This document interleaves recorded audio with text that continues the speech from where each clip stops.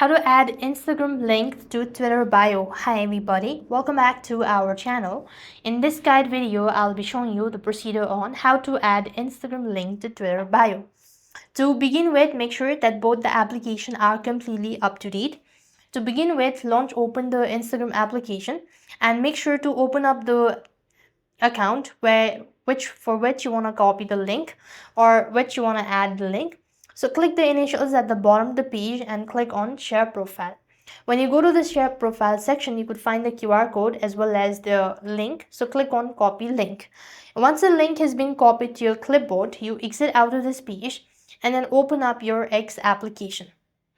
So when you open up the X application, click on the initials from the top right hand side corner of your screen. Then you want to go ahead and click on the initials once again. When you click on the initials, then you want to come to this edit profile section, and there you have these website, right? You want to link or just add in the link and then tap on the button and then click on save. Once you've done it, so there you have the link of your Instagram account, and this is how you could add Instagram link to Twitter bio. That's all for this video. I hope the video was helpful. Make sure to like, share and subscribe. Thank you for watching. See you in the next video.